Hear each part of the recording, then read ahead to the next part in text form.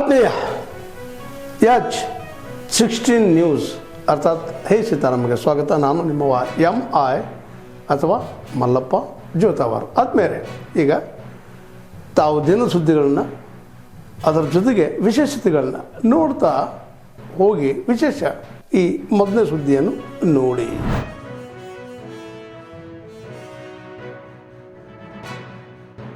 ಹದಿನಾಲ್ಕು 5/26 ಅನ್ವಯ ಮತದಾರ ಪಟ್ಟಿಯ ವಿಶೇಷ ಸಮಗ್ರ ಪರಿಷ್ಕರಣೆ SIR ಪ್ರಕ್ರಿಯೆ ಜೂನ್ 20ರಿಂದ ಜಿಲ್ಲೆಯಲ್ಲಿ ಆರಂಭ ಆಗ್ತಾ ಇದೆ.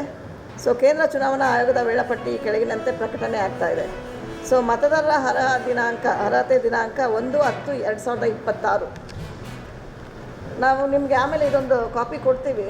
ಸೊ ನಾವು ಜಸ್ಟ್ ಬ್ರೀಫಿಂಗ್ ಮಾಡ್ತೀವಿ ಅಷ್ಟೇ.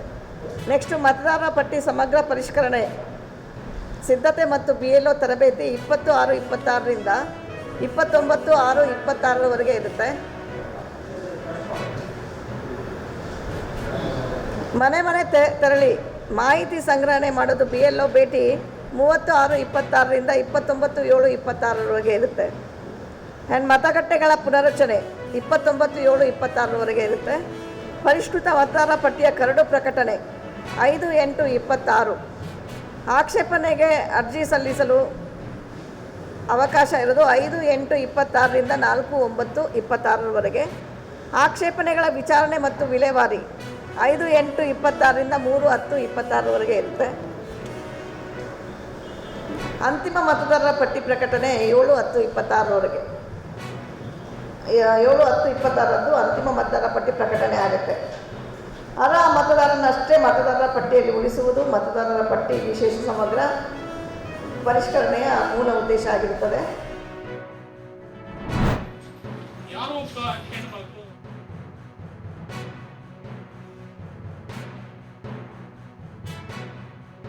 ಚಾಮರಾಜನಗರ ವಿಶ್ವವಿದ್ಯಾನಿಲಯ ಇವರಿಗೂ ಕೂಡ ಪ್ರೀತಿಪೂರ್ವಕವಾದಂಥ ಸ್ವಾಗತವನ್ನು ಆಗಮಿಸಿರುವಂಥ ಡಾಕ್ಟರ್ M. ರಂಗಸ್ವಾಮಿ ಅವರು ಬಂದಿದ್ದಾರೆ. ಸುಮಾರು ಪ್ರಬಂಧಗಳನ್ನು ಚರ್ಚೆ ಮಾಡಲಾಗಿದೆ. ಈ ಎಲ್ಲ ಕಂಪ್ಯೂಟರ್ಗಳು ಮನುಷ್ಯನಂತೆ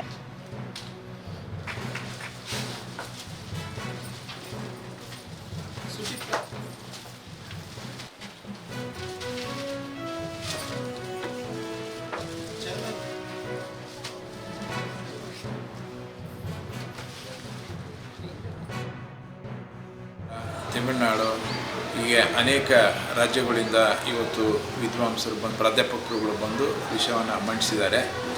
ಜೊತೆಗೆ ಚಾಮರಾಜನಗರ ವಿಶ್ವವಿದ್ಯಾನಿಲಯ ವ್ಯಾಪ್ತಿಗೆ ಬರ್ತಕ್ಕಂಥ ಎಲ್ಲ ಕಾಲೇಜುಗಳ ಕನ್ನಡ ವಿಭಾಗದ ಪ್ರಾಧ್ಯಾಪಕರುಗಳು ವಿದ್ಯಾರ್ಥಿಗಳು ಈ ಸಮ್ಮೇಳನದಲ್ಲಿ ಭಾಗವಹಿಸಿ ತುಂಬ ಚೆನ್ನಾಗಿ ಚರ್ಚೆಗಳಾಗಿ ಅದನ್ನು ಸರ್ಕಾರಕ್ಕೆ ಇದರದ್ದು ಒಂದು ವರದಿಯನ್ನು ಸಲ್ಲಿಸೋದಕ್ಕೆ ಎಲ್ಲ ತಯಾರಾಗಿದೆ.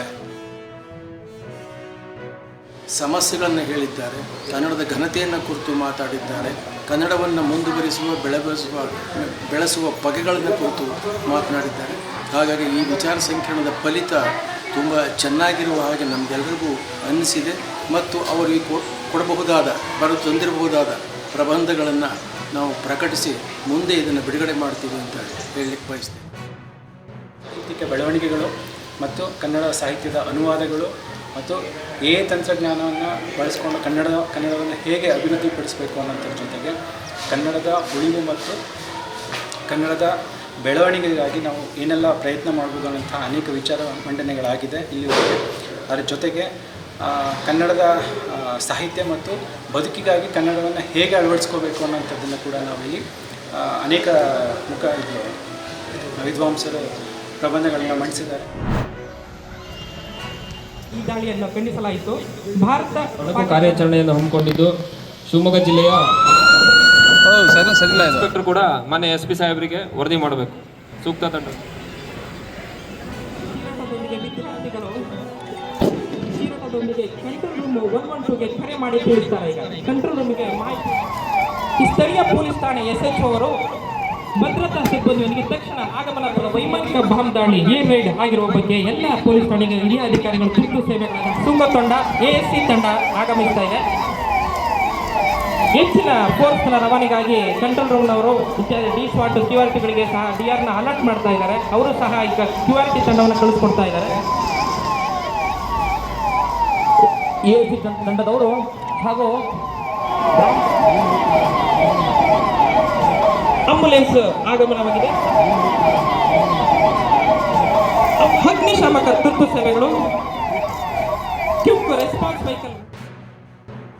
ವೈಮಾನಿಕ ದಾಳಿಯಾಗಿ ಅದರಲ್ಲಿ ಕ್ಯಾಜುಯಾಲಿಟಿ ಆಗಿ ಅನಂತರ ಕೆಲವು ಇಂಜುರಿಗಳಾಗಿ ಅಂಥ ಸಂದರ್ಭಗಳಲ್ಲಿ ರೆಸ್ಕ್ಯೂ ಯಾವ ರೀತಿ ಮಾಡೋದು, ಟ್ರೀಟ್ಮೆಂಟ್ ಯಾವ ರೀತಿ ಮಾಡೋದು, ಆನಂತರ ಸೋಪೋ ಟೀಮ್ ಬಂದು ಅಲ್ಲಿ ಸಾಕ್ಷಿಗಳನ್ನು ಯಾವ ರೀತಿ ಕಲೆಕ್ಟ್ ಮಾಡಿತು, ಆನಂತರ ಆ್ಯಕ್ಟಿವ್ ID ಅಂತ ವಸ್ತುಗಳು ಸಿಕ್ಕಾಗ ಅದನ್ನು ಯಾವ ರೀತಿ ಅವರು ಡಿಆಕ್ಟಿವೇಟ್ ಮಾಡಿದ್ರು ಅನ್ನುವಂಥ ಪ್ರಾತ್ಯಕ್ಷಿಕೆಯನ್ನು ಈ ದಿವಸ ನಾವಿಲ್ಲಿ ಮಾಡಿದ್ವಿ. ಇದರಲ್ಲಿ ಇನ್ವಾಲ್ವ್ ಆಗಿದ್ರು. ಹಾಗೆ ಮಾನ್ಯ ಜಿಲ್ಲಾಧಿಕಾರಿಗಳು ಇಲ್ಲಿ ಯಾವ ರೀತಿ ಒಂದು ಕೋಆರ್ಡಿನೇಷನ್ ಅನ್ನ ಮಾಡ್ತಾರೆ ಅನ್ನೋದ್ರ ಬಗ್ಗೆ ಕೂಡ ನೀವೆಲ್ಲ ನೋಡಿದ್ವಿ. ಒಂದು ಸೆಕೆಂಡರಿ IED ಕೂಡ ಸಿಕ್ಕಿತ್ತು, ಅದನ್ನ ನಿಷ್ಕ್ರಿಯಗೊಳಿಸೋದಕ್ಕೆ ನಮ್ಮ ಬಾಂಬ್ ಸ್ಕ್ವಾಡ್ ಕೂಡ ಯಾವ ರೀತಿ ಕೆಲಸ ಮಾಡಿತ್ತು, ಒಂದು ಡೆಟೋನೇಟರ್ನ ಉಪಯೋಗಿಸಿ ನಾವೇ ಒಂದು ಲೈವ್ ಬ್ಲಾಸ್ಟ್ ಅನ್ನ ಇಲ್ಲಿ ಮಾಡಿ ಅದನ್ನ ನಿಷ್ಕ್ರಿಯವನ್ನು ಮಾಡಿದ್ವಿ.